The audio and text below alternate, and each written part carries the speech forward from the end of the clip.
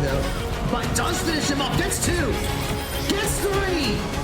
What a hit that hits him 65%. Wow! And does it go in? It goes in! It goes in! The widescreen fight. 4v2, 4v1, 4v none!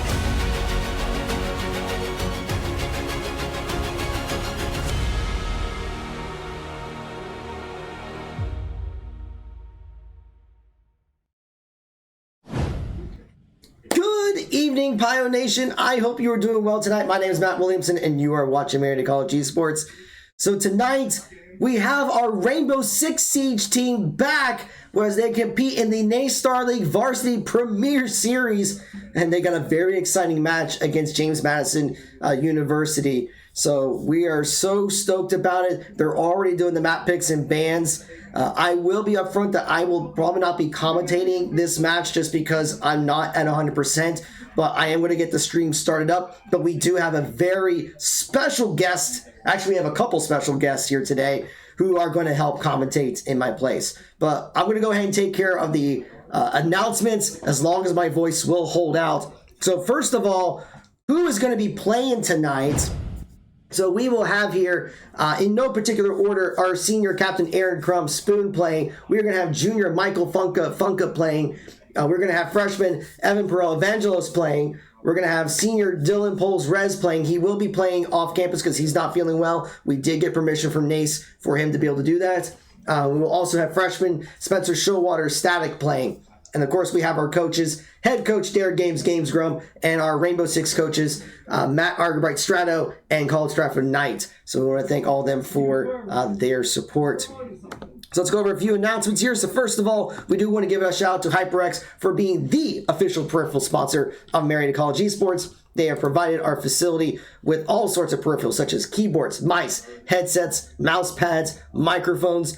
We love the quality of them. We got their Quad-X microphone right here in our broadcasting room. If you want to check out some HyperX gear, please be sure to go to hyperx.gg/MariettaES. The QR code is up on your screen.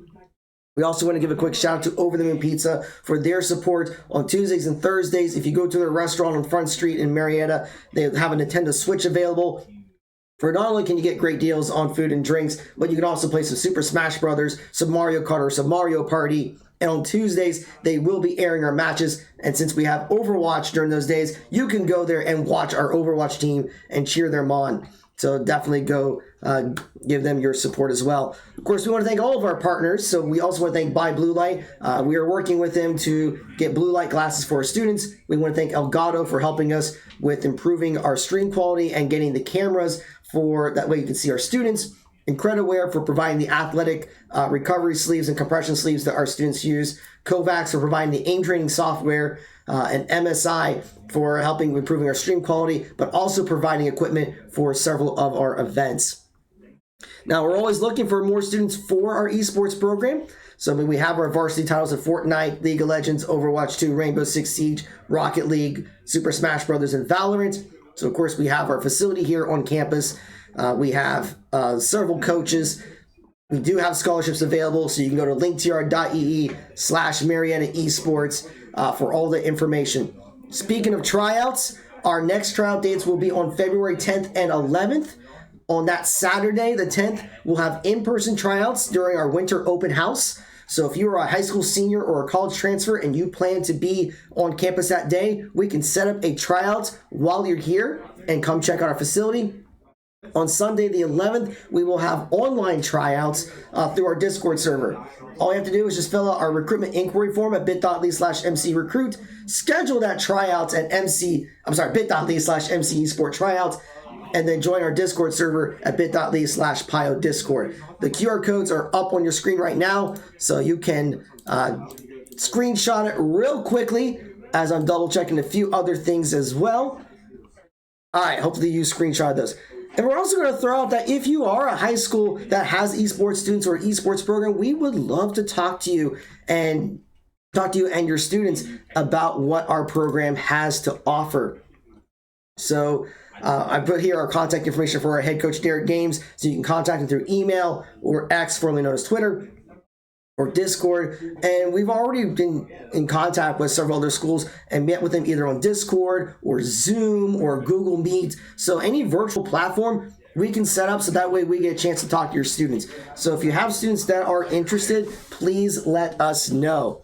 But all right, I think we are getting a couple things set up here. So let me swap over to the camera just real quick, because as I said earlier, we have some special guests here. So first of all, we want to welcome back the man, the myth, the legend, Vincent Anderson Nuggo, former captain of our Rainbow Six team. Welcome back. What is up, everybody? It's good to see y'all. So, how are things going for you? Pretty good. I'm working on a master's degree at Ohio University. Just getting everything ready to go for my CPA certification exam. It's nice. It's a nice place, but I miss this place so much more. Okay, so how's it feel to be back? It is really nice. I really want to get a chance to cast this game, especially the first game of the season. It's great to just talk with everybody, our coaches, our players, new players as well. I'm excited. I really am. Yeah, I know we were talking before about probably several of these matches. You're going to join us on Discord to be able to provide some commentary, so we're really excited about it. I'm super excited that you're actually here in person to also bail me out because my voice is about to give out, as you can tell. But yeah, I think everyone's going to be really excited to hear your guys' take. And while I'm still waiting for an invite from the team, we got a couple other people that we can say hi to very briefly. If you guys want to come by just for a split second.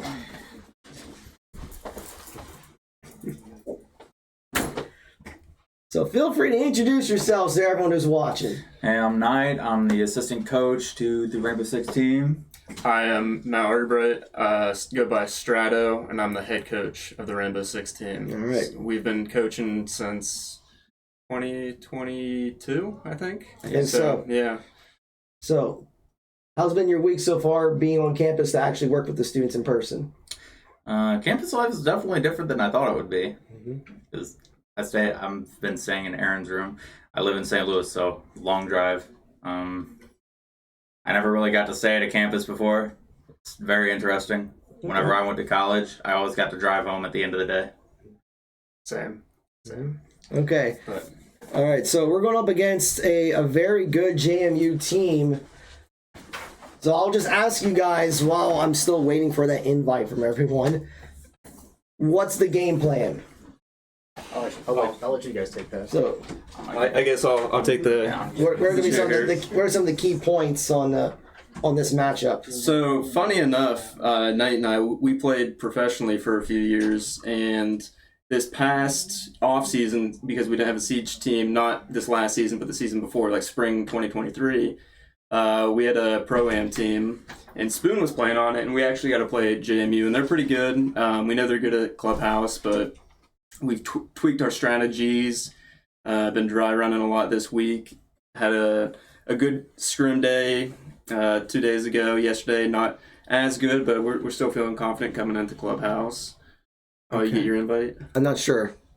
He said he invited you. Shift F2, yeah. Oh, Shift F2. Yeah, it would be soft. Oh, wait, there. Top There. left. Yep, there it is. But yeah, we're comfortable. We played bank some, so we're feeling comfortable. Okay. You want to add anything, Knight? No, I'm good. So, do you guys already know what the maps are in this matchup? Yep, so it'll be Clubhouse, Bank, and then the decider is Skyscraper. So Okay. we have playtime on everything, and we're comfortable. And like I said, Knight and I, Spoon as well. We played these guys before, so we kind of know their play style. So hopefully we're able to counteract some of their plays. Okay. Well, we will see how things go. Finally figured out how to get into the lobby because they made some changes to Siege. It only took about 8 to 9 years, but we finally have more than one spectator slot in private games. Yeah, up to 4 now. It's actually nice because it's helpful for scrims because that way you don't just have one spectator from each team, just the one team. Each team can have their own spectator, so it's super nice.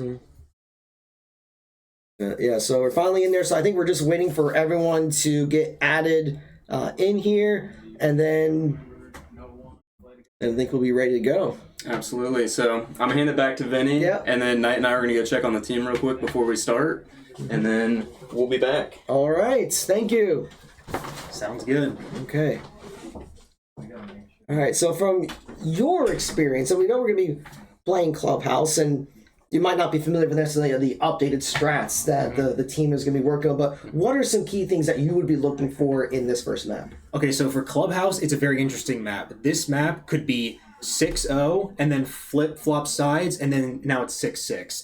It's one of those maps where it can be depending on the teams, it can be extremely defender-sided or extremely attacker-oriented. It really depends on how the teams take it, which is why people love Clubhouse. It's not a super one-sided map. There's multiple different ways you can play it, and people feel super comfortable on it. That is why Marietta really likes this map. Everyone loves Club. It's a good thing, but also a double-edged sword, because that means other teams are going to like it too. So a lot of teams tend to gravitate towards it. Yeah. So you can innovate a lot with it. And it looks like they are going to be attacking first on this first one. Mm-hmm. So I think if you remember, at least the years that I've seen it, it's more of a defensive-friendly map, so they might have that initial hurdle. So what challenges they got to overcome?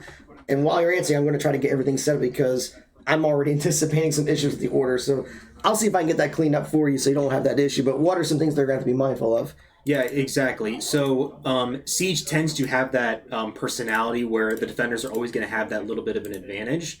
On Club, for the most part, we have a lot of different ways that we can gain control of certain parts of the map. For example, if you're going to take a Monty up rafters to try to gain some pressure onto the defenders holding that, if you get garage control, then attacking CCTV is relatively more manageable. However, I've seen a lot of teams, they won't touch CC with a 10-foot pole. They would rather go to the bar site because ever since it's been recently changed in the past few years, I think, or past year maybe, it has been really viable for some different types of strats because of the way that it works, so that it's not utilizing the stock area. So that it's really, really interesting to see what Marietta is going to do with these upcoming attacks, because I don't know if they're still running the Monty. I don't know if Monty's going to get banned. It's really going to be ban-oriented as well. And with the addition of these new operators, such as, I don't know if Tubarão is going to have a huge factor, or we might see a little bit of RAM, especially if we're going to be attacking the bar bomb site. I wouldn't be surprised if RAM is used or banned.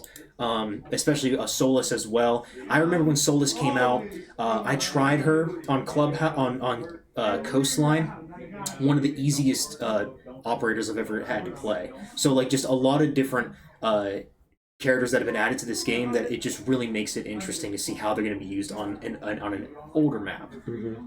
Yeah, I don't know anything about any of the new ops, but then again, I don't know a whole lot about the old ops as well. So we'll have to see if some of those newer ops just completely change the meta for Clubhouse. It looks like we are seeing JMU starting to trickle in, so we should be getting this first game underway very soon. Hopefully the things I've set up here with the stream will work properly, but in case the buttons don't work, you know how to go in there and make the changes. And if it's not perfect, I'm sure everyone will understand, since I had to give you a 10-minute crash course on this. I have some notes right here I should be able to reference as well in case things get dicey. But otherwise, yeah, it's not looking too bad. I am very interested to see with these new operators that have been released, especially they've been doing a couple recent nerfs, and there's been some changes that haven't been implemented yet as far as I'm concerned, but there are some changes to riot shields that are going to be potentially added in the next patch, where you have a lot more versatility. For instance, with like in Overwatch with Reinhardt, if you hold left click, you can look around with the shield up. Okay. In this, now they're adding that with Monty. If you hold up certain button, you can look around, and while you're in your full shield extended form. And I do remember like Monty and Blitz being used quite a bit last semester. So if they're making those changes to those shields, then we probably will see more Monties and Blitzes being used. And I can assure you, King George is not happy. A lot of people in the community do not like riot shields, and giving them more versatility will just make a lot of OG players very, very upset, because it's kind of an annoying playstyle to go against. But I also like how there had been a bit of a drought for people who actually like to use shields. So it's going to be interesting. It's a new thing for people to deal with. So, yeah. All right, so while we're still waiting for JMU to join. Looks like 4 of the 5. Just a quick programming note. We do have our League of Legends match against Miami around 8 o'clock. Of course, it's going to be hard to stream that while we're streaming this. So what's going to happen is the team will give me the match files, and then we're going to stream that on another day. Probably going to be looking at maybe Saturday after our Smash matches. But just so you guys know that the League of Legends match is still going to happen, we're just not going to be able to stream it right away. We'll still have our 2 Smash matches on Friday at 10 and 11. And then, of course, League of Legends will be back at 4 o'clock. Looks like everyone is ready, so we should be starting any second now. And shout outs to everyone who is joining us out there, especially Spoon's mama. She's saying hi to you, Vinny. Oh yeah, my bad. It's so good to hear from all of you. Seriously, and it's nice to be in the esports room again. It's really cool to meet all the guys and like I said, the new players. I'm so thankful that we were able to find coaching staff as well. It's a dream come true, because when I originally had started playing, we barely had enough people to play on a team. We didn't have any coaches specifically for it because there was just no way that they could be found at the time. Yeah. And seeing it grow was just really... And just to put it in perspective, I'm going to bring up the roster again. I mean, okay, if I push the right button, that'd be good. I mean, if you look at how big the Siege team has grown in just since that you left, we now have 8 active players, and along with Derek, 2 additional coaches. Mm-hmm. So the Siege team is very strong here at Marietta College. And that's why I love our Siege team. We have a really strong sense of camaraderie, and we really like to build those friendships and those great connections we have with teammates. It's what allows us to push ourselves further into a better state where when we have some competition, we can actually show up, we can do something about it. All right, looks like they are going to be starting up here. So as soon as they hit that start button, we are going to get things underway. So, all right, let's get into Clubhouse. You can put the headset on. You should be able to hear the audio. There are 2 headsets if one of you guys want to hear audio as well. So, in fact, I'm going to step out here so you can take my spot. Sounds good. And if one of you wants to sit here, the other headset, you should get audio. Just to let you know, the audio does mute when you go to the score screen, but it will unmute when you get back into the game. Awesome. All right. Thanks, Matt. All right. Best of luck, guys. Thank you so much, Matt. I will be watching as soon as I get home, so if you have any problems, DM me. I will try to help you guys out. Yeah, Thank you, sir. Hopefully we can figure it out. Mm-hmm. I think it'll be fine. Everyone will understand if there are some minor technical difficulties. Okay, cool. Sounds good. When the 2 IQ majors can't figure it out. Yeah. All right, so for this first map, we have JMU is instantly banning the Monty. I completely understand the pick. Getting garage control can be super easy with Monty. Instant Maverick ban. Maverick does break this map, especially with the new buff that he relatively well counters Tuberau. I can see why he would be banned. It just makes it so difficult to manage. I'm interested to see what Marietta has for the second ban.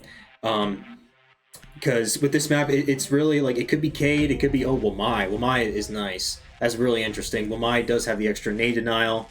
And of course, I think, did they add back his 1.5 on the MP5K? I don't know. I don't think so. No.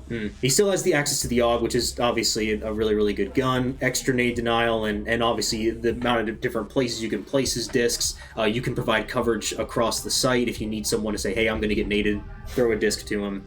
Really useful. Solus ban, completely understandable from JMU. I wouldn't want to play against the Solus either. So let's get into this first round. Let's see exactly what Marietta is going to choose. How are they going to break this down? Or what initial strats they have. It looks like we're going with... It looks like we're walking in... and also, of course, with these competitive matches, you have very little time to select your operators in the beginning screen. It really incentivizes you to say, hey, we have to have this stuff ready to go instantly. So, let's get into this first round. And let's see if I can... Alright, here we have perspectives of different... I'm trying... this is my first time utilizing it, but we should be able to... Alright, there we go. Alright, Marietta is going to be on blue side, so let's see if I can remember this right. Alright, nice. We got the camera working, so we have our perspective of the players, and it looks like we got some nice pre-placed drones. I'm very interested to see lots of great intel here. This is exactly this is what makes a good strat, right? Let's take a look. Okay, we're locking in Flores, Sledge, Ash, and then double hard breach on the Ace Thermite. Now, first and foremost, I can see why we would want double hard breach here.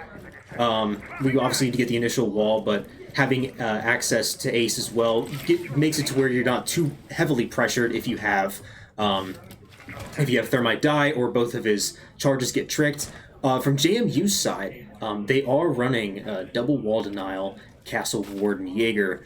This is a very, as far as I would say, a very safe comp for just making sure they do not get in. They want to deny breach as hard as possible.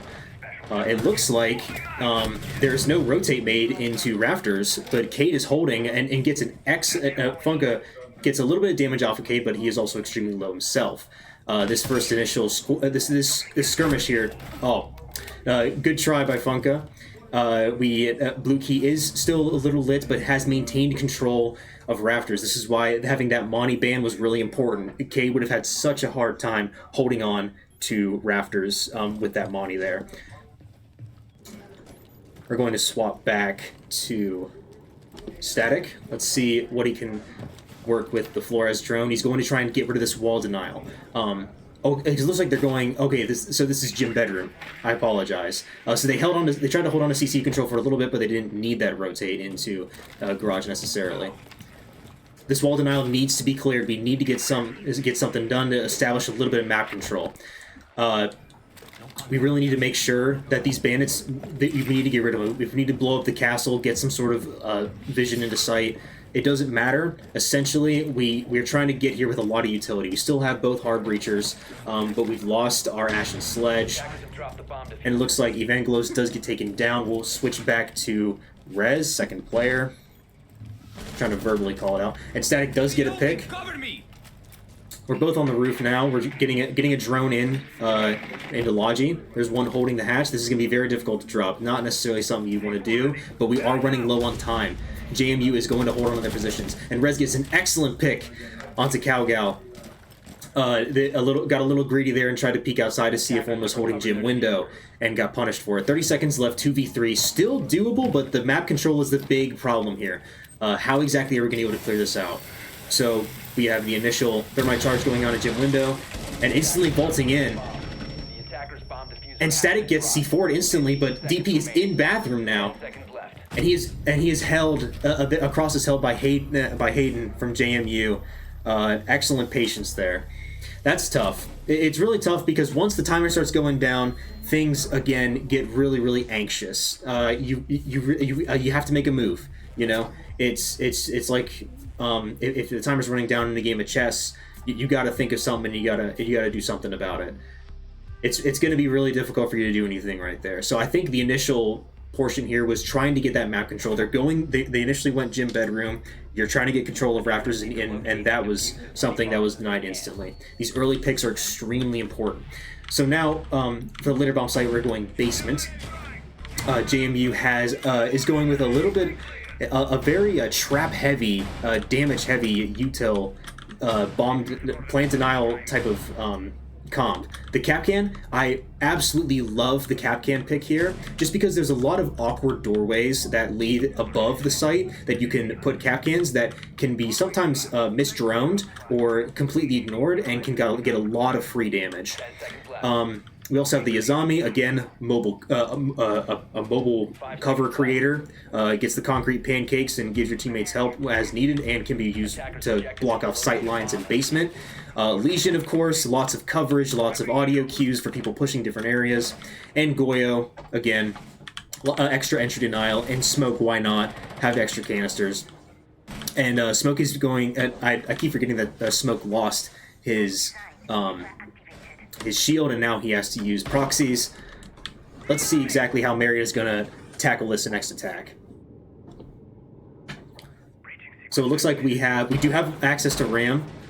We're going to try to see Oh, and Rez gets picked instantly by Calgal. Calgal does drop a little bit of HP. Let me go back to the main perspective. There we go. But we are trying to establish some map control. We're starting from the top floor and making our way down. And Smoke is extremely close. He's going to be swinging the breach, and he gets that free pick. So unfortunate, but he does get refragged. That was a really, really sneaky play by the Smoke there, but they did manage to get 2. This is a pretty high impact that early on into the round. So now let's go back to let's see. Sorry, I had to switch over to Funka. There we are. So Funka.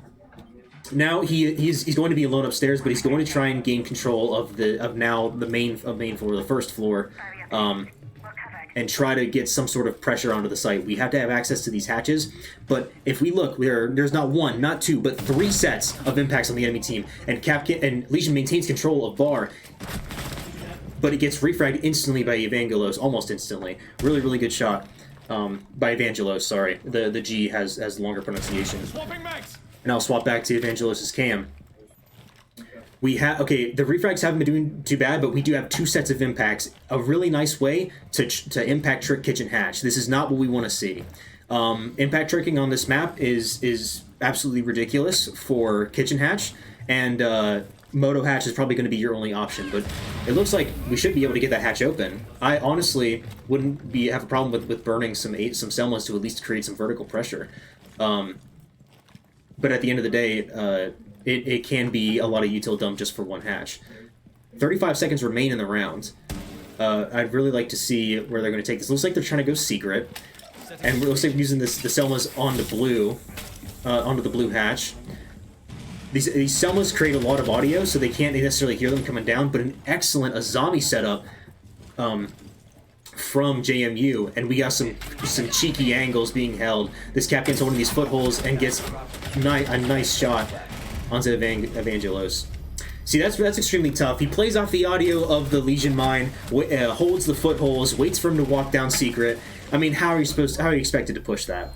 I honestly think the key to this is really just playing this super safe. They're maintaining a ton of map control. They're not just first floor, they're also the second floor. They're sitting in gym bedroom holding on to these guys. The hardest part about this is just these early picks. Yes, we did eventually get the trade onto Calgal on Smoke, but it doesn't necessarily matter if they're getting 2 picks before the trade is initiated. Again, it's these early picks that make the rest of the round so much easier. Because again, we're still getting trades, we're still getting these plays, but once the timer runs out, all they have to do is just stick to their guns and hold on to and hold a crossfire, or just hold that Legion mine like we just saw. So let's see if we can swap to. All right. So we got some nice pre-placed drones. That's what we like to see. And it looks like. Let's see if we can. Attackers are heading out to defuse a bomb. All right, there we go. So we're going to be running. This is a little bit more of a util heavy comp from Marietta. We have double heart breach again, and we do have a Thatcher. Thatcher's going to be really, really useful for just trying to clear that. From trying to clear wall denial. But we are attacking the bar bomb site. This is the newest bomb site, newest change to a bomb site that I remember happening to Clubhouse. It looks like they're going to initially try to gain access to Jacuzzi Wall. And there is the thermite charge. Excellent job. This is already starting to look good, but of course, JMU doesn't have any wall denial. They intend them to breach these walls, and they want them to push them, it seems. We really have to watch for this cap can. We have to watch for this Oryx. We really need to make sure that we're not walking into this stuff. I'm very scared for Aaron. But unfortunate peak that he died to. But we're going to see if a trade can be initiated. And an excellent swing and recoil control from the SMG-11. That's going to be a double kill for Calgal. Really, really good SMG-11 use. That's the only hard part about Smoke, is making sure you got the recoil on that. But again, getting control of this area seems to be extremely tough. We need to get Jacuzzi Wall control so that way we can get vertical play on the bar. This is why Marietta is trying to take this area. Let me swap to static. Oh, and I couldn't switch to him before his final gunfight, but we will get to see it in the kill cam.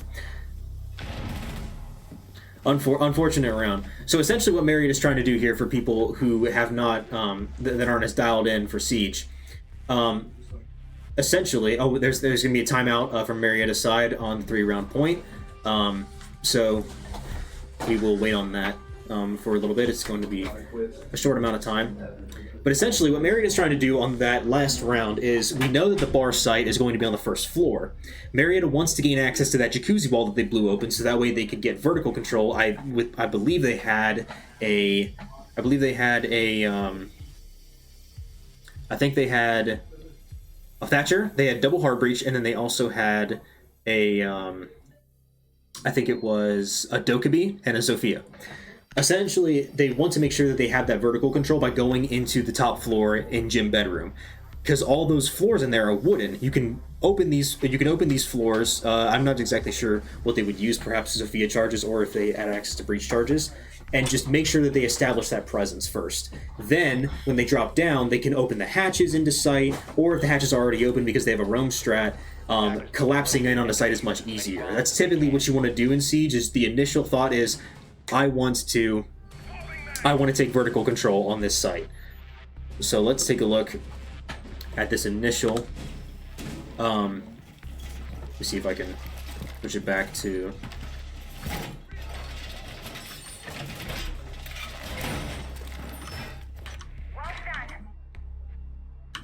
I'm trying to see if I can switch cameras.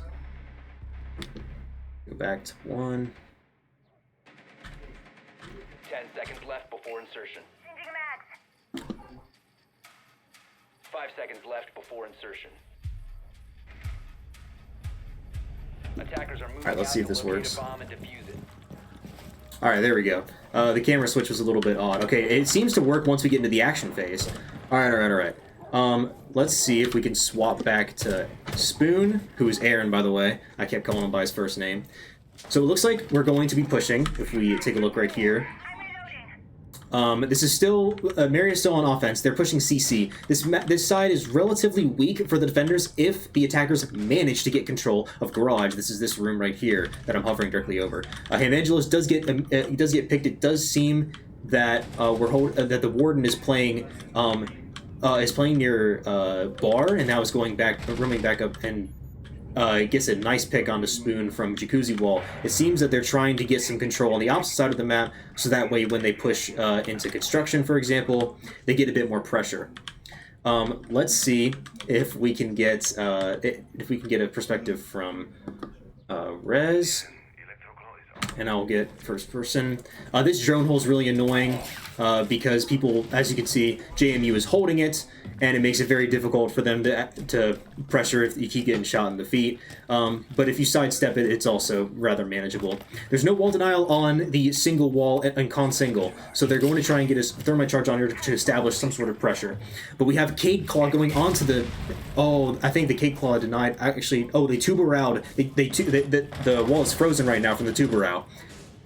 So the wall. So let's switch to Funka real quick. He's in a gunfight. It looks like Funka is trying to hold on to CC window here. But the Tubarao is what froze that thermite charge, and essentially Tubarao's ability interrupts electronic gadgets from working because it freezes them. So it doesn't destroy them, but it does halt their usage. We have a gunfight from Static, really close shot from but Shadows manages to pull through with just a shred of HP from that gunfight. Really unfortunate there. But it is Warden. Warden is extremely meta, and he's still going for fights. He wants all the fights. We do see a nice stun from the Zofia, but excellent pre-fire from Shadows here. He might be on a shred of health, but his technique, he's still trying to make sure that he gets these gunfights. He's going for everything. Rez is the last one alive. Let's see if he can do something with this 1v4. Let's see, it shouldn't be too broad anymore. He did manage to breach the wall. The Cade is at 75 HP. Let's see if Rez is able to make an insane play here. Excellent shot through the barricade. That's always unexpected. He gets the shot from onto CC window. This is a double kill, but time is running low, and Shadows gets the run out and gets an ace for this round. Excellent job by Shadows there, especially being on 1 HP the whole time. That's really tough on Marietta's side, but I got to give credit where credit's due. Although Warden is an extremely meta character, I get it. No recoil, 1.5. It's a really good gun. Really fun character, especially considering he also counters Ying. Now JMU has some interesting picks on the other side. Going Gym Bedroom for this second to last defending round. Let's see what their picks are going to result in. We do see a Doc, which I do remember Doc did get that semi-recent buff, probably more like half a year ago, where his stims do give you an insane amount of health and basically get you back to full HP. It looks as though we're seeing this is really interesting. There's still no wall denial. There is still we have some nade denial from the Jaeger. I would like to see. There's also no shields either. This is going to be a really interesting matchup. Marietta is running the double hard breach and is going to be swapping to the Flores. This isn't a bad comp. We just have to see exactly how this strat's going to play out. So it looks like we're going to be pushing from the kennels spawn, and we're going to try and get control of Raptors again. I don't mind this approach. Just getting garage control is just really useful here, which is what they're trying to take right now. But I'm interested to see if the Cav pick is going to get us JMU any sort of value here. It's for those of you who don't know, Hayden is playing Caveira, which is really not a character that gets picked at all in competitive Siege, mainly because of her lack of utility. We do see the Capcan traps really close onto the CC single door, and Funko with an excellent kill onto Jarvis. He is left with a few scratches, but now he gets access to, almost got an excellent wallbang into CC, and Funka is doing what an entry does, walking in, and such an unfortunate bit of timing there. If he would have swung just a little bit more, he probably might have been able to get a shot onto Shadows. But Shadows is still holding strong. Ace is now in CC and was caught off guard by trying to shoot the Capcans. Unfortunate. Let's switch back to Rez. Let's see if he's going to fight. And he does manage to get the pick back onto the dock. 3v3, very winnable round. Minute 30 on the clock. We have tons of utility.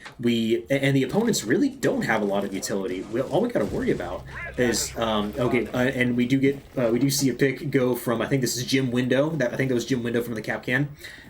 Let's see. Let's see from Static's perspective. We'll get a new perspective to see. And Rez, of course, gets a kill as soon as I switch off him. Okay, let's see this fight from Static. The Capcan's holding a very tight angle onto Cash, which is the room they're in right now, from Logi. Some nice damage on the blue key. Very winnable round for Marietta. I see no reason why this round can't be won. He most likely hears the Jaeger ADS and is trying to do the initial burn, but it's going to regen. So he's going to have another. Flash he's going to have to throw. There's the regen sound. So Jaeger's holding left side bedroom door, and now Capcan is holding very deep. They're playing super safe. They know they could lose this round. So they really are trying to play super safe here.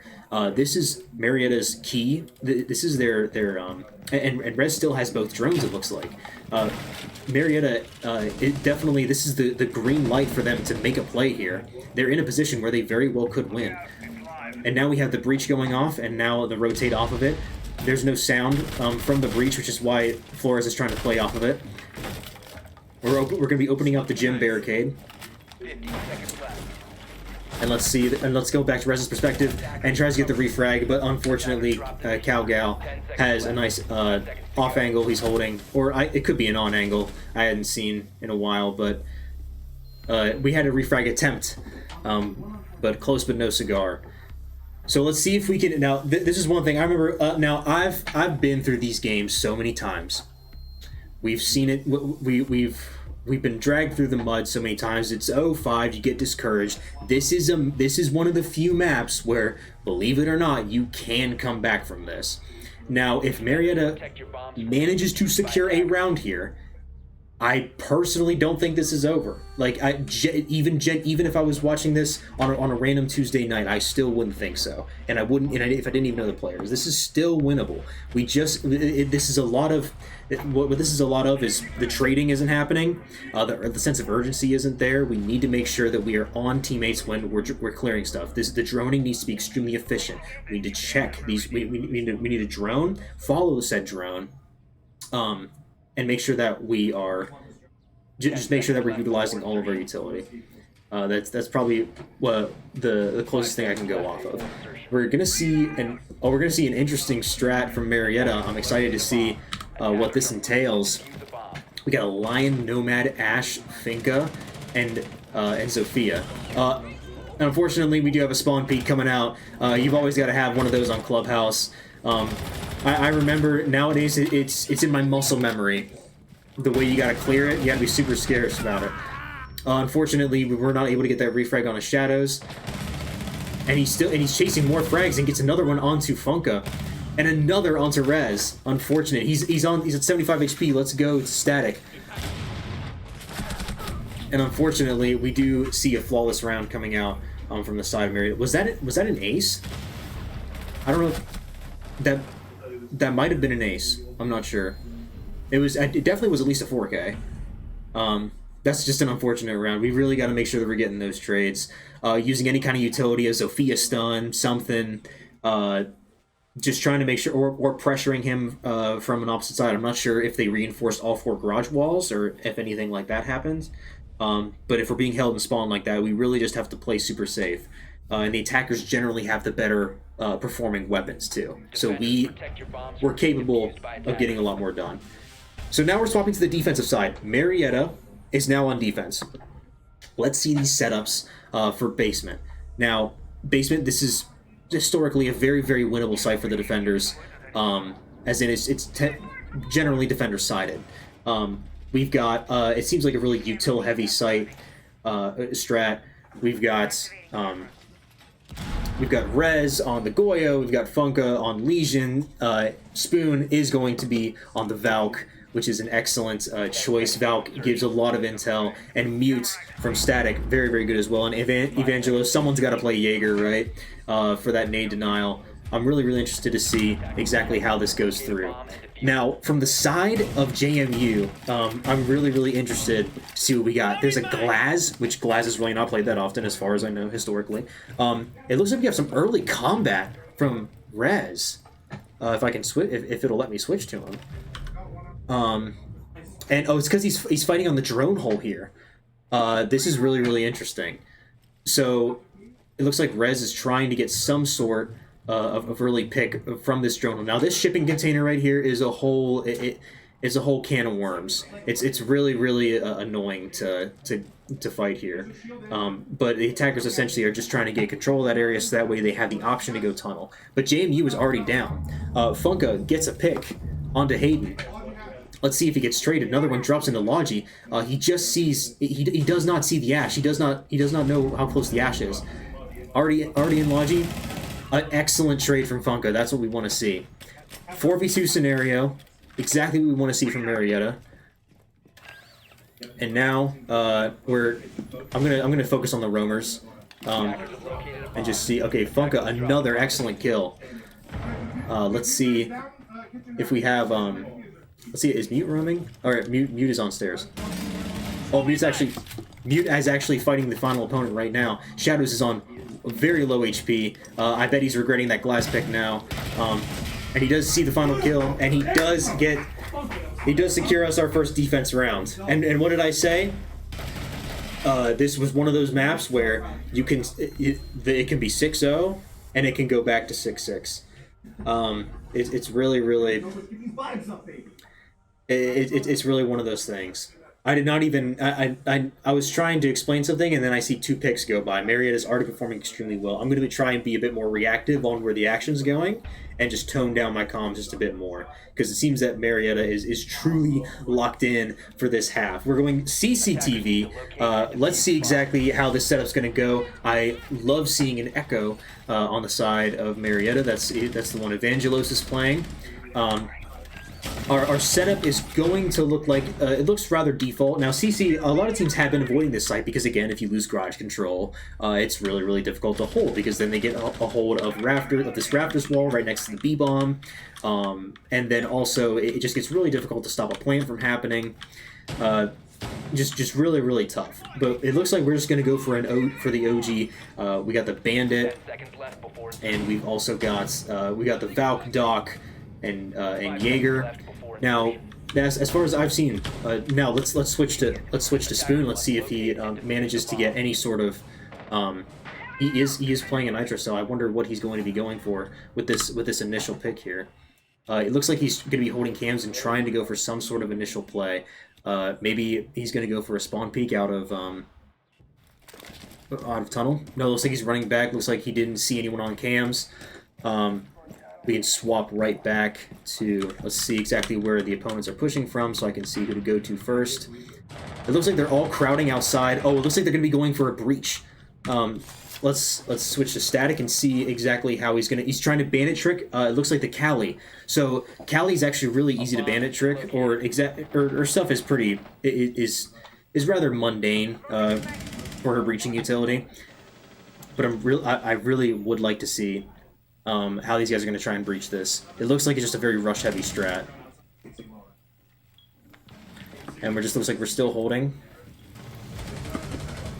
And plenty of picks going out right now. Let's see if we can swap to static Rez. Okay, sorry, Rez is trying to hold garage with his life, but Static is also in the middle of a fight right now, and he gets killed by the Blitz, who now they have full site control. And it looks like that's going to be the final rounds for this map. Unfortunate, but at least we didn't get 7-0. That's always a great thing to hear. Excellent try by Marietta. It's unfortunate. It's hard to get. I always want to see the main players' perspectives. But then again, we always have this problem where I try to get to where the action is, and there's a little bit of delay when I swap to a player, at least from their camera. So, unfortunate round, and it looks like we're going to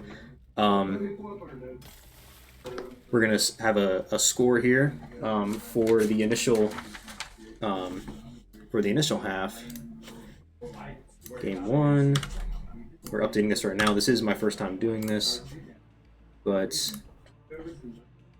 now we are going to have. It's going to be this right here, and we will be right back for the second map.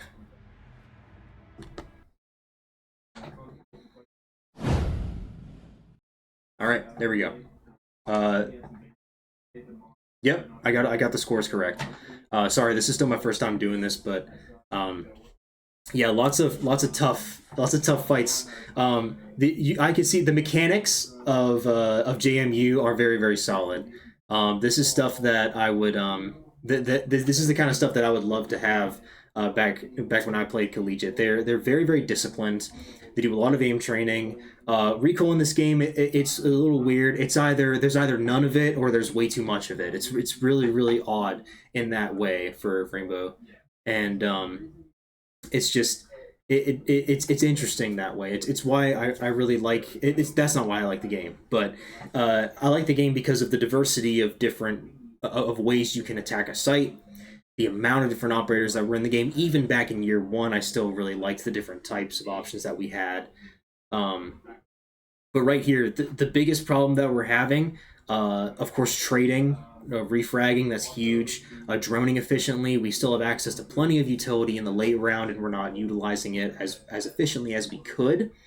What I really, really want to see is Marietta make sure that they're playing this super safely. These guys are going for crazy picks, crazy peaks. They're going for kills that they have no business getting, in my opinion. And we just need to make sure that we're dialed on where we're pushing, who's got a buddy to push with, and how the strats are going. So I really, really want to see that kind of a change, because really Marietta's not doing bad in the strat department trying to figure out how they're trying to push site. We're establishing presence. we are going the right areas that we need to go. We just need to make sure that that our trades are being won. That's the tough part. That's the tough thing about first person shooters. You can have an excellent strategy. You could have an excellent mind when it comes to taking sight. Okay, we're gonna drone here. You're gonna go here, and then we'll breach this, and then if Tuberal gets it, then we'll go here. All great stuff. It doesn't mean anything if you get shot in the head. And that's the cruel reality. It's the cruel reality of first-person shooters. It's true. It's true in Valorant. It's true in so many games. Overwatch to a degree, depending on the comps. Some people you're just tracking it, but in first-person shooters, that's just what it tends to be. And that's the tough part about it. And that's the thing. You don't want to do things that you don't want to do, right? It's not fun to aim train. It's not fun to spend hours trying to perfect your technique. It's not fun to do, but that's exactly what needs to happen if you want to have better movement, more effective. Oh, we do have some alpha packs. I don't think there'd be anything wrong. Actually, no. Oh, it's only on my screen. We should do an alpha pack opening. That is true. We actually do have a Bravo pack and an alpha pack on this account. But the screen's not showing right now. But yeah, it's really right now the team is discussing exactly how they're going to tackle this next map.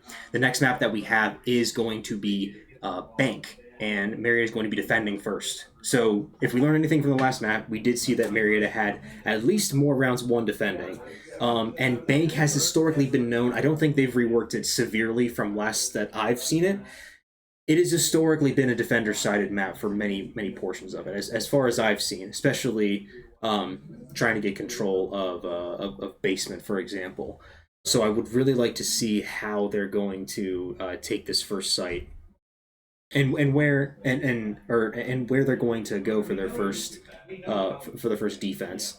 I mean, if I had to guess, it's probably going to be all the way upstairs or all the way downstairs. It's the way a lot of these maps work. They're either going CEO or like the main CEO office, or they're going downstairs into the vault, where I've a lot of it tends to be difficult for the attackers to push that because they have to. Pushing CC can be really difficult. Getting all the hatches. There are so many hatches on Bank. It is ridiculous. And yeah, communication, exactly. That's another thing. It's really just making sure, because the thing about Rainbow Six Siege is you can say someone is somewhere, but that doesn't mean that they're there when the person hears it, right? So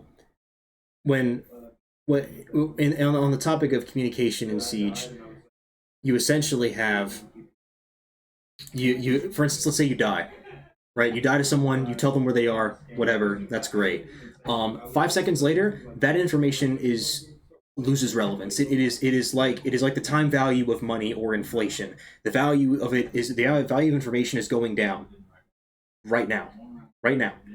So the value of it is going away, because the person is no longer confirmed to be there unless you get fresh information. Okay, I have him on cam, he's still there. If I tell you 10 seconds ago this person was in master bedroom, but we don't know where he is, what is stopping him from rotating to main stairs, rotating to logistics, rotating to construction room? We don't know.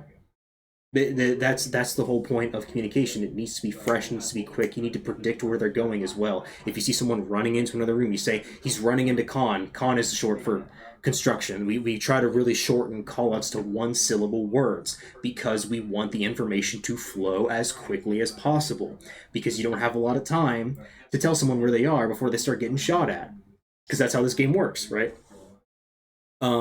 It's just that flow of communication is so important. You need to know where they are. We need to know who they are. What operator are they playing?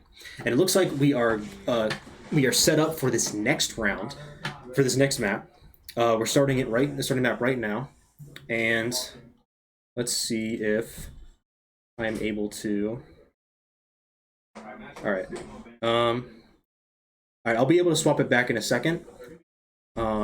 It should already. Let's see if it does it. Yep. There we go.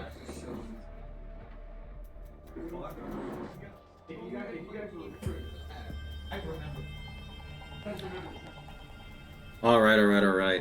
Let's see what we get for this next. I'm sorry that the frames are so low. That might be something that y'all are dealing with right now. But let's see exactly how this is going to go down. We have the initial pick for, and now Marietta is defending, so we're still on blue. Okay, so Marietta goes with the initial Jackal ban. So Jackal, again, really annoying operator to go against. JMU bans Monty. They love to man Monty. I understand Monty is a really hard operator to play against because it doesn't matter who you are. If you know how to hold a shield in front of you, you're creating trouble for the opponents. It's just a really hard thing for them to deal with and not much that they can do about it. They have to play something ridiculous or have a crazy play off of it. The Fenrir ban.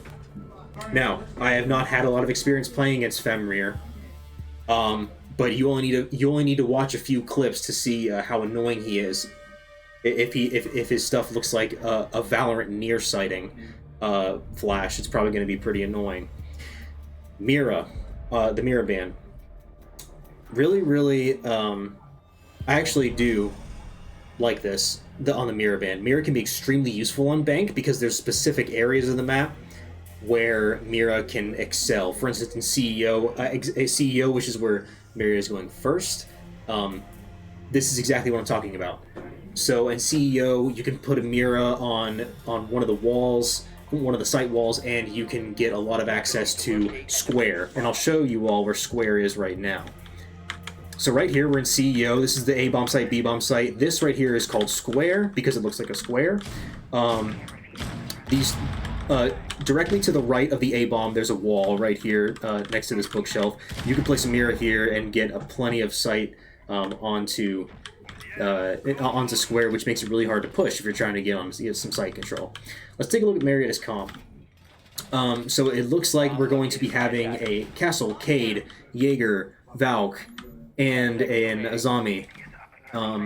Pretty good comp. I do see on the JMU side we have a Grim. I know that Grim did get a few buffs recently. Attackers are moving to defuse a bomb. So I'm really interested to see what they go for here. And they're running an Amaru and a Kali. This is really, I wouldn't call it unconventional, but it's I mean, I don't know. We'll have to see. Amaru, I guess Amaru could be really good, depending on the perspective that we're going to get. I just want to see exactly where JMU's going to be pushing from. It looks like that they're going to be having a timed push with an Amaru into A site. This is going to be really awesome to see. We're going to swap to Rez's perspective so we can get a front row seat to what's about to happen. We have castles, castle barricades on windows do completely deny Amaru from getting in, but if it's a regular barricade, she can zip right through. So let's see exactly how they're going to push this. We have Ace repelling. It looks like he's going to be, or not Ace. No, he was repelling previously. Oh, he must be on the roof now. Or no, he already rotated back over. My bad. Let's go back to Rez's perspective. He's just sitting on cams, providing info for the team. Going to Spoon's perspective, he does get killed from these windows on this railing right here. It's really tough to hold these, and it looks like almost got an extra. Oh, 2 wall bangs onto Funka. Absolutely crazy. Good pre-fires from Cowgal, of course. And let's go to Funka's perspective. And it's looking like a static does get picked from Jarvis, but Funka is holding on to Square here. And he does get swung by Jarvis as well. Really tough round, and Shadows gets the final pick.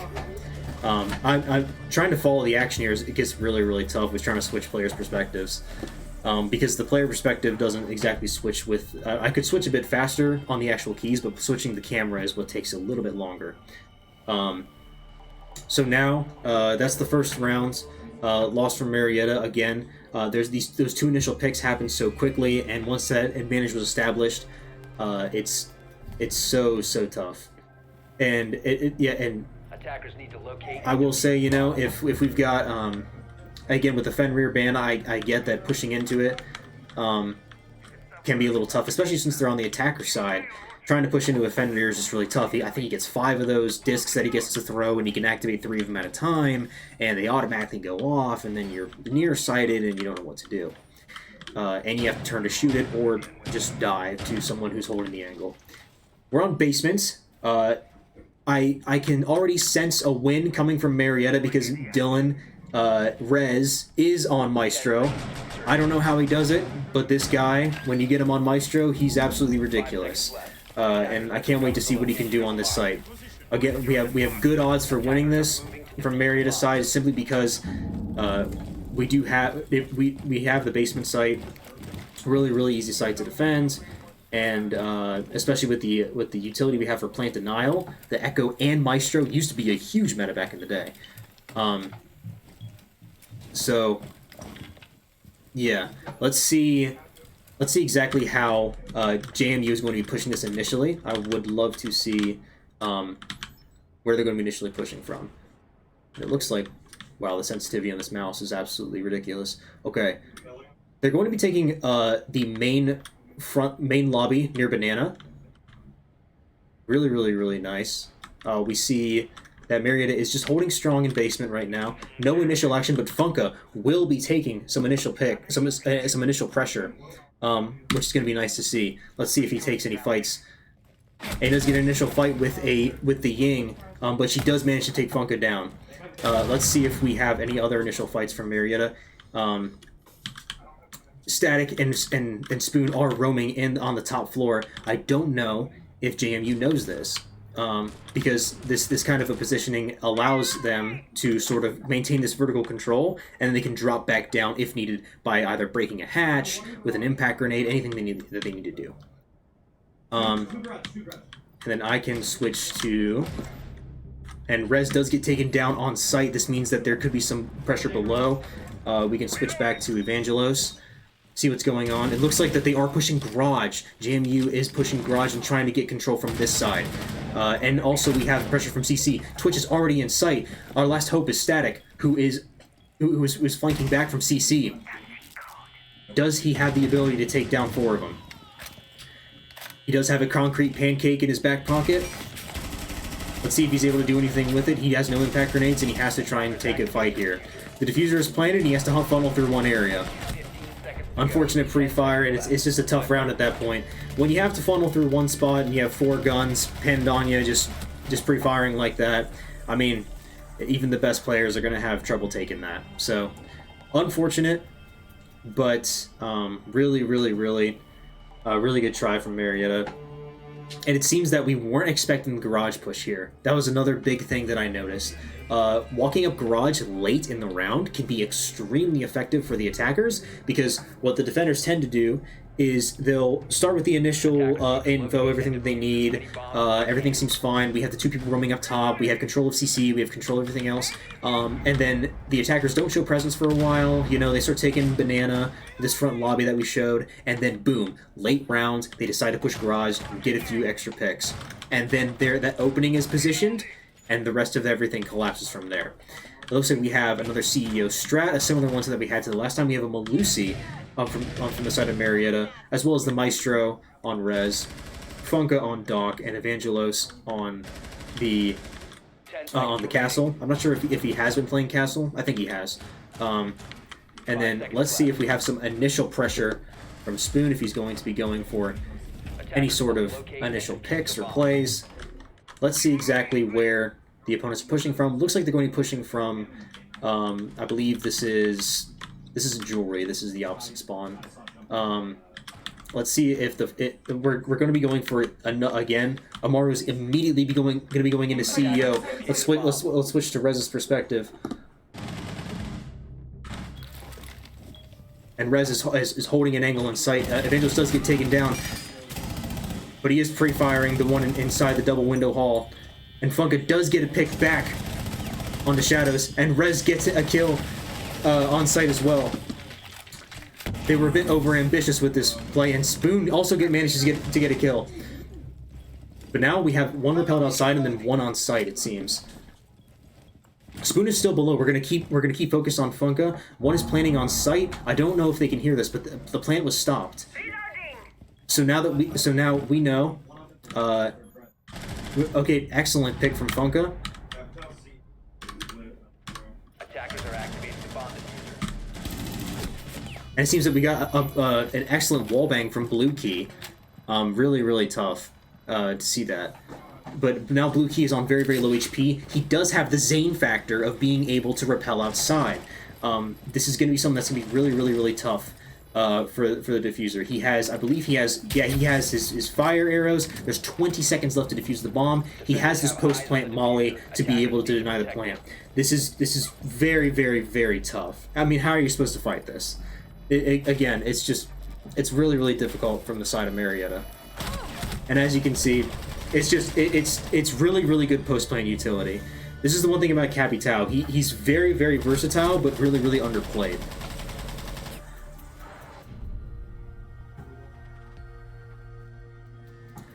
Really, really, really tough. So now we're going to be going into round 4. Looks like Marietta's going to go back downstairs, going to try lockers and CC. And let's see exactly how Marietta's going to tackle this. We see Azami, Legion, Jaeger, Maestro, and Echo. Now, the Echo Maestro, they really like this plant denial.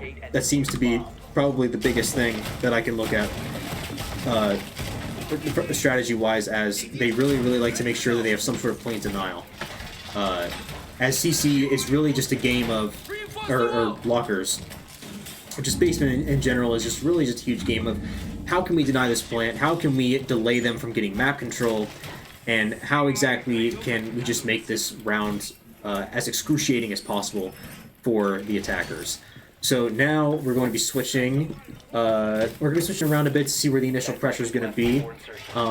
Let's see if any of the defenders are playing in any ambitious positions. It looks like Funka is going to be on the initial roam, so we will stick with him initially as long as we see where the attackers are pushing from. It looks like they're taking the same spawn as they had previously, except they're going to be going for a tunnel rush. Now this is going to be interesting. Let's see if we can swap to Rez's perspective. So Rez sees excellent play from Spoon, and Rez gets a double kill onto those pushing in. Excellent play from the tunnel strat. They definitely were not expecting that to happen. And Rez gets another frag onto Shadows. Now this is really good. Now that Marietta has Diffuser down, and it's all up to Jarvis to 1v5 against Marietta, and we have Diffuser. So really good plays from Marietta, and really good timing on the swing from Rez. He has full control of CC, and it looks like the opponents are giving some joke comms in all chat. But it looks like Marietta will claim their first round with this one as long as they are able to hold on to the diffuser and make sure that Jarvis does not do anything crazy. Let's see if we can get any perspectives on... It looks like Funka is the one that manages to get the final pick. So, really good stuff. Excellent pick from Funka. That was an excellent play. And honestly, this is why tunnel strats, if you don't have a Monty, I mean, they're just, again, we see neurons should be firing here, right? If everyone has to funnel out of one small space, it's probably not going to do good for you. It's just, I remember doing it way back in 2019. It's not that useful.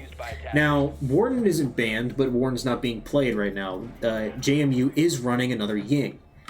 Ying is not necessarily the operator you want to be playing against as a defender, especially considering that we also have the Capitao post-plant utility from last time, and it looks like Marietta is going to be going back to the...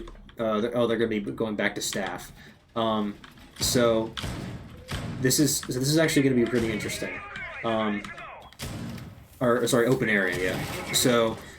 Let's see how this strat goes. We're going to be seeing a swap from a Ying to a Buck, most likely to get some excellent vertical plays, because on open area, the ceilings are also are made of wood, so you can get some vertical play with Buck.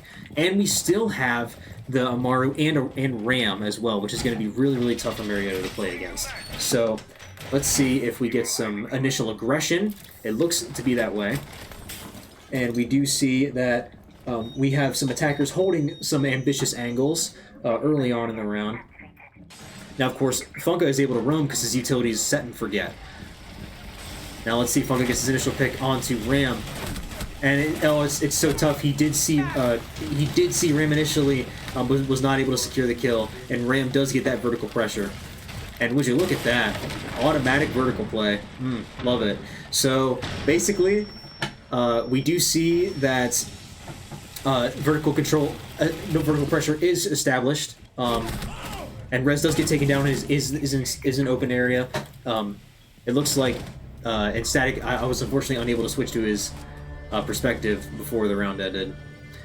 But yeah, it's really tough to play against Ram here, especially with that R4C 1.5. Really tough. But if we secure this next round, we definitely do still have it. We still have a chance in this game. 2-4 split isn't necessarily something that's unwinnable. It's just really about making sure that we're capable of getting these following attack rounds. Final defense round from Marietta. They're in CEO. Now they have not won this site yet. But that's also because once you win a site in Rainbow Six, every 3 you cannot go that site as a defender again until 3 rounds have passed. It's like a reset. So essentially, Marietta has to go to a different site now because they already won on basement. So we're going to see exactly how the attackers are going to break this down. Initially, remember we saw that. I believe we had some pressure. We had some pressure from Square, and we also we always love to have. We love to see that there's plenty of pressure on these windows. We do see another Amaru, and we see a Fuse coming out from JMU. The Fuse is able to put his cluster charge on the windows and shoot grenades into the opposite wall. We also see them sticking the Grim Pick. These are a bunch of unorthodox operators. Really going to be interesting. Let's switch to Static's perspective to see if he is going for any initial plays. And it looks like we're already rappelling up to the roof here from the Capital on JMU. I'm really interested to see how Marietta is going to handle this. Fuse is already putting his cluster charge down. It looks like there's going to be a lot of action happening on site very soon. And there's all of the utility being cleared out. That's potential Maestro cams gone. And Static is holding this angle with his concrete pancake and flashing into sight from the side of JMU.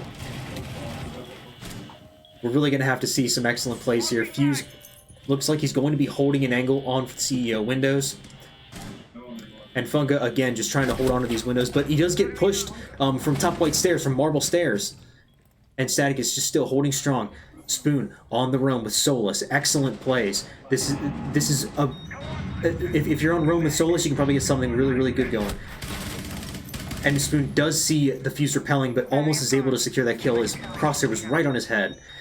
And we still see him on the roam here. 4v4, still super winnable. Let's go. Let's check back on site. DP holds onto this site for dear life, but he knows that if he's alive, this site is not being taken. And that's one thing that I'll always know. And Amaru was in sight, and she manages to take down Rez before he can 180 to kill her. But one is still near Banana. And it seems that the last one that we have that could secure this round is Static. He manages to down the Capital, but is unable to secure the kill. And it looks like the Amaru is able to push deep and get the wallbang, or just get the final frag onto Static. Really tough. Really tough. And like I said, JMU, these guys have excellent mechanics.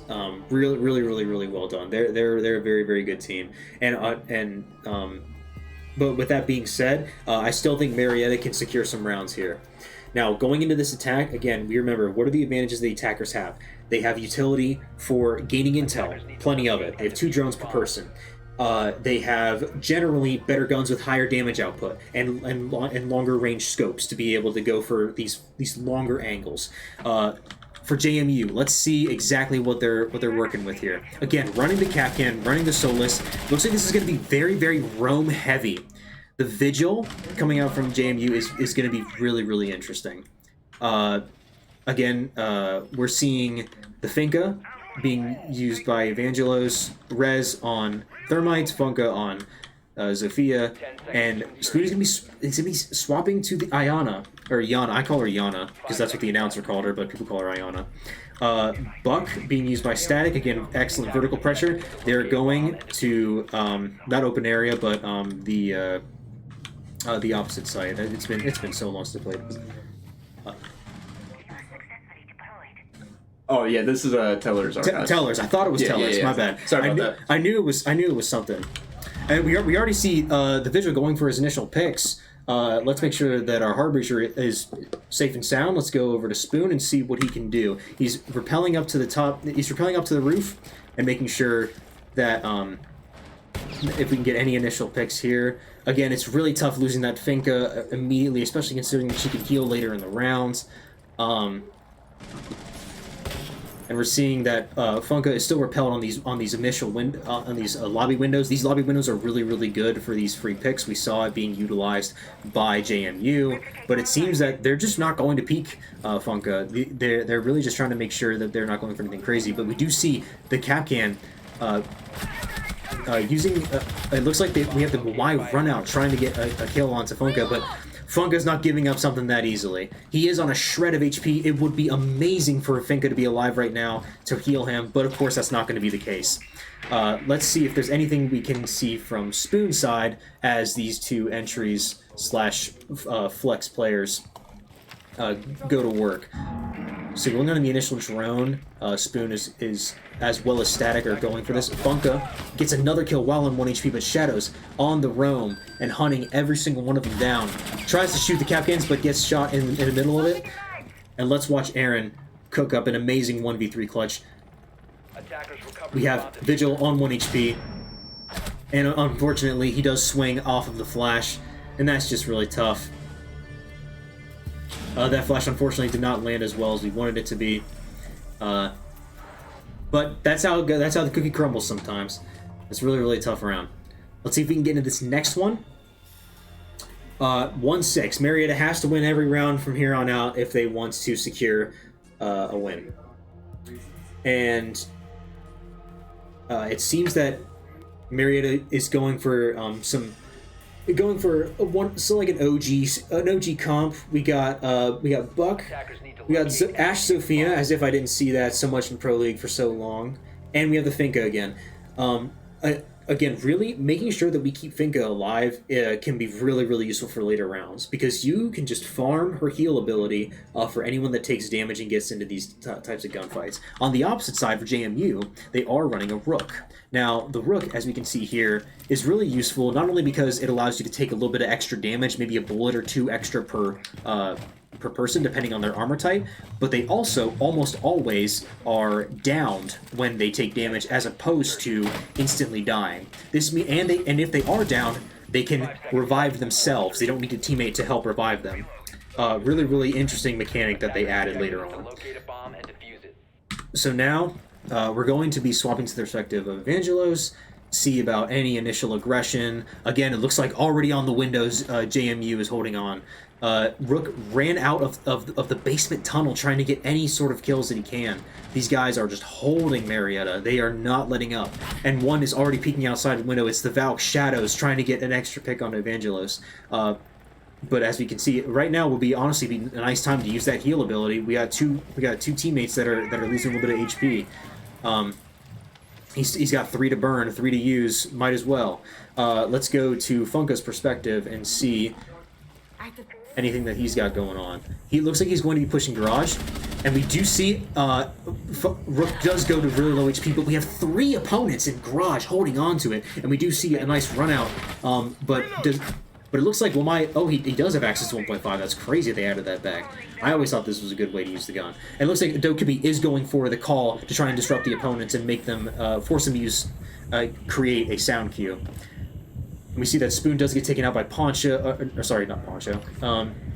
That Spoon does get taken out by Cowgal, and Rez does get a pick back. He gets 2 picks back onto JMU, and now it's all up to Rez. He needs to get this 1v3 clutch. And let's see if Rez can cook up another 1v3 clutch, another opportunity for Marietta to improve.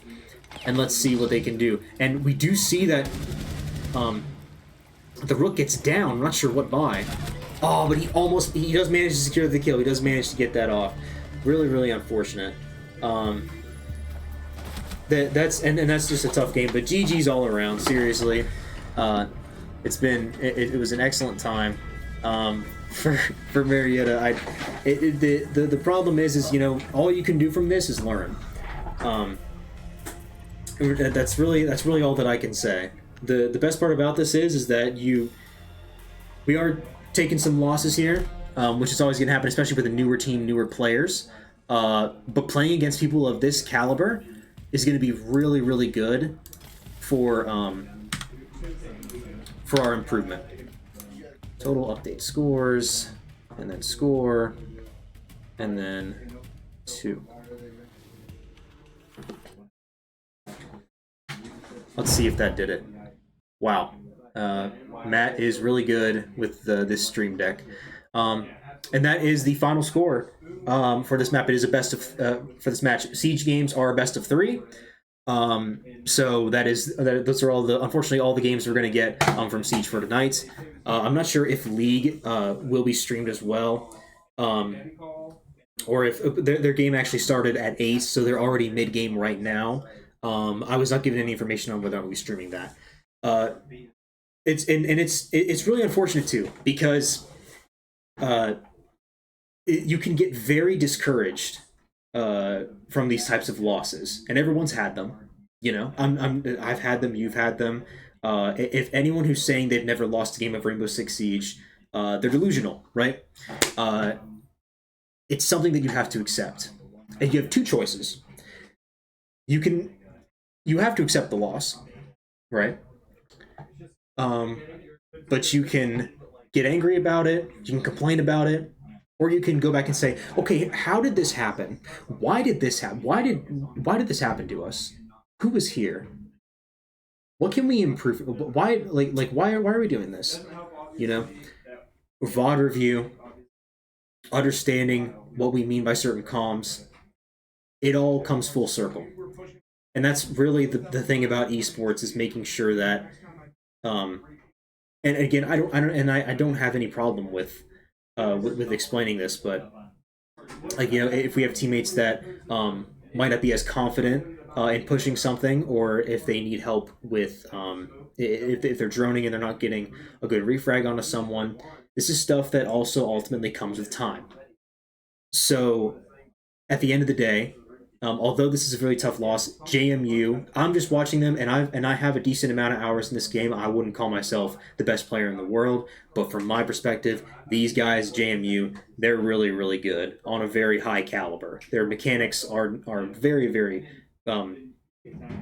I'd say very high tier. And when you're on that kind of a level, sometimes you can have all the strategy in the world and still lose. That's just how it is sometimes. But we will learn from this, and we will come back stronger. I assure you. That's what the Siege team always manages to do. So we take it as something that we learn from. So with that being said, that is going to do it for the stream tonight. Of course, we just want to give a shout out to HyperX for sponsoring Marietta Esports. We really, really appreciate such support that we get from them, and it's really, really awesome that we have such a brand do so much for us. And we use this support as drive for us to say, oh, thank you, Coach Games. This is the last game for the stream, so it is good to say that we take this support and we understand that we have people that we want to represent. We want to do well. And no matter how long it takes, how many years it takes, we will learn from this and we will do better. I have VODs where we've lost 7-1, 7-1, 7-0, 7-0. It hurts, but we're gonna get something out of this, and that's the most important part. So with that being said, again, shout out to HyperX.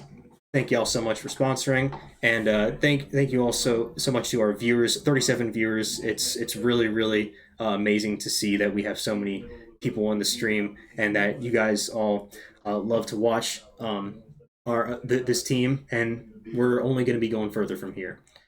And again, shout out to all of our sponsors, every single one. Everything from Over the Moon, HyperX. I think we also have we have so many at this point. I'd have to go back and check through. This is going to be my first stream. I won't be here in person for the future ones, but I will be on Discord helping cast Overwatch games and Siege games.